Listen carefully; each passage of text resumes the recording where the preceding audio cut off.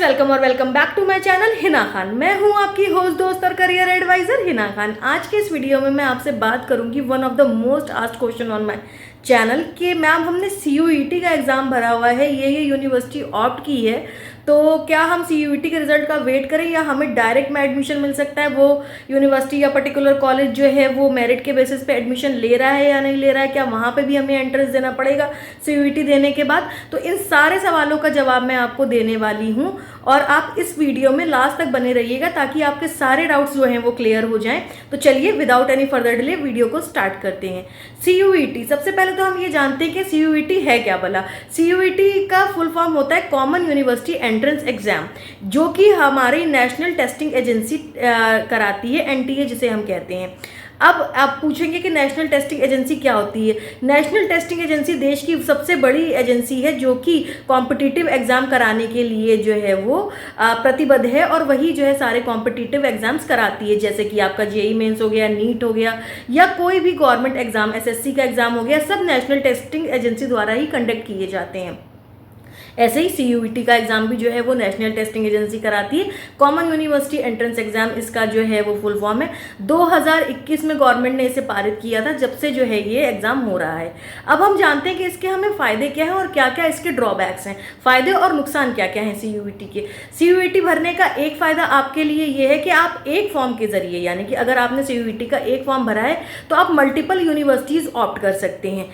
Multiple university आप state level या central level की ऑप्ट कर सकते हैं उस फॉर्म के थ्रू। जब आप फॉर्म भरेंगे आपसे चॉइस फिलिंग में पूछा जाएगा कि आप कौन कौन सी यूनिवर्सिटी ऑप्ट करना चाहते हैं, तो आप मैक्सिमम 5 यूनिवर्सिटीज़ जो हैं वो उसके लिए ऑप्ट कर सकते हैं। उसके बेसिस पर सारे जितने भी बच्चों ने दिया होगा एग्जाम, सबकी मेरिट बनेगी, फिर आपको वो पर्टिकुलर कॉलेज का अलॉटमेंट होगा।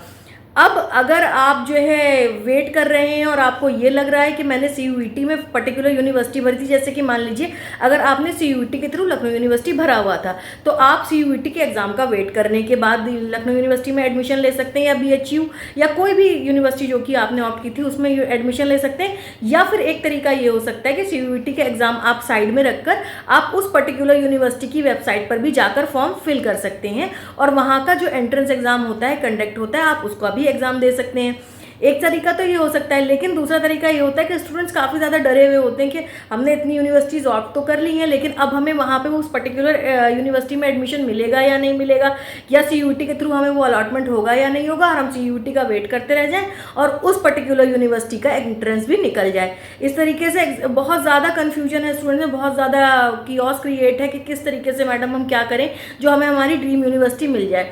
तो मैं इसी बात पर चर्चा करूँगी। सबसे पहले तो आपने अगर CUET भरा हुआ है, आप रिजल्ट का वेट करिए, और अगर आपको लग रहा है कि आपका एग्जाम उतना अच्छा नहीं गया है कि मेरिट और कट ऑफ के बेसिस पर आपको वो पर्टिकुलर कॉलेज मिल जाए, तो आप के पास एक तरीका ये है कि आप उस पर्टिकुलर जो आपका ड्रीम कॉलेज है, आप उसका एक फॉर्म जो है एंट्रेंस का वो भर के रखें और एंट्रेंस आप वहाँ पर भी दे सके रखें। मतलब अगर वहाँ से अलॉटमेंट आपका होता है, सो फार सो गुड, और अगर CUET के थ्रू आपको वो यूनिवर्सिटी मिल जाती है तो भी अच्छा है। ऑल्दो फीस में कोई डिफरेंस नहीं होता है, थोड़ा बहुत फीस का रहता है, तो वो आपको मिल सकता है। और दूसरा, कुछ कॉलेजेस जो हैं वो सेल्फ फाइनेंस में भी कोर्सेज रखते हैं पर्टिकुलर यूनिवर्सिटी, तो आप जो है सेल्फ फाइनेंस के थ्रू भी अगर आपने एंट्रेंस दिया हुआ है और आपको जो है मेरिट बेसिस पे नहीं मिल रहा है कॉलेज, तो आप जो है सेल्फ फाइनेंस के थ्रू उस कॉलेज को ले सकते हैं। एक तरीका आप ये कर सकते हैं। घबराने की कोई ज़रूरत नहीं है। हाँ, कुछ भी चीज़ जो है देश में पहली बार लॉन्च होती है तो थोड़ी दिक्कत तो होती है। हालांकि गवर्नमेंट ने स्टूडेंट्स के हित में ही ये फैसला किया है कि CUET के थ्रू वो जो है आपको मल्टीपल कॉलेज चूज़ करने की आज़ादी दे रहे हैं। इससे क्या होगा कि आपका एक ही फॉर्म में, एक फॉर्म का पैसा आपने दिया और आप कई जगह का एंट्रेंस के लिए एलिजिबल हो जाएंगे।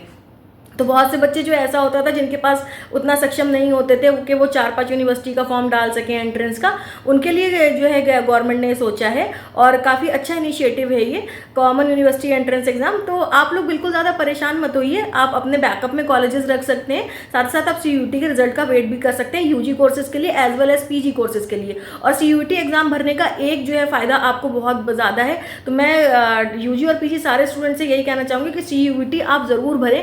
इससे आपको स्कॉलरशिप अवेल करने में भी काफ़ी ज़्यादा फ़ायदा होगा। अब मानिए कि जो है आपने कोई यूजी फॉर्म भरा हुआ है और आपका अलॉटमेंट हो जाता है और सीयूटी आपने भरा हुआ है, तो आपको समाज कल्याण की जो सुविधाएं होती हैं वो मिलने में काफ़ी ज़्यादा आसानी हो जाएगी।